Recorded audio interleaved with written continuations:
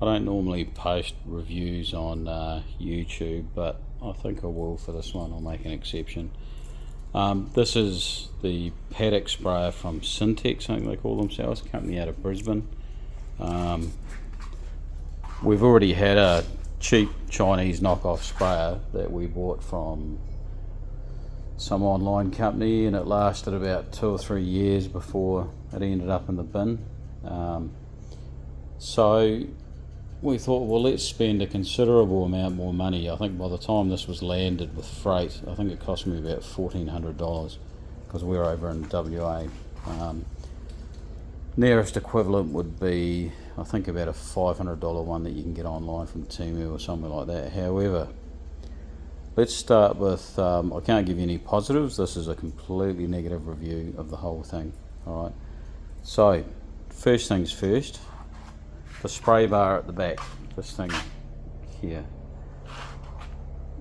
The extremely poor instructions, in other words, they're just a couple of dirty old bits of paper, show that bar cable tied, would you believe, to that bit of angle iron. Unbelievable. I've actually 3D printed some brackets out of some high quality plastic to actually mount it like it is now, so that's definitely not how the vendor supplies it. Second thing, bracket. Why the hell would you use flat bar for something like that? Why not put a little bit of box section, and probably only cost you another $3, $5 for a couple of bits of box section for the back there to hold that in place. Third thing, no filter on the tank. This would be the first sprayer I've seen of any value that has no filter on the tank.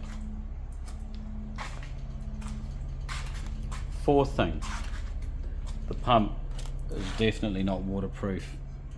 It's once again just a cheap Chinese knockoff. Fifth thing, which I've got to work out how to do it yet, there is all that hose there, and there is no support brackets or anything like that to wind that hose around. Maybe I'm missing something, but I don't believe I am. Fifth thing, these bolts going through here, they come from Bunnings. The ones supplied with it are far too short. Granted, the actual steel frame is fairly thick, which is really good, but it still has all the hallmarks of cheap Chinese. Alright, and the last thing which really just prompted me to do this video was it comes with 4 bolts and some melt nuts or something like that that are bolted into the tank to hold it on, right? You can't even bloody get that right. There is no way they will line up. Those bolt holes are completely inaccurate. You can't push this across. You can't do anything with it. Come on, guys.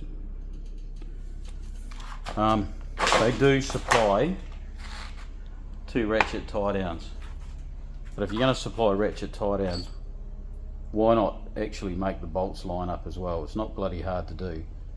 So all in all, we're stuck with it now, but we would have been better off, to be quite frank, instead of buying this off a company called Scintex. I think we would have been better off jumping online, getting something from one of these Chinese places that are in Australia, and job done. So yeah, that's my take on Paddock's equipment.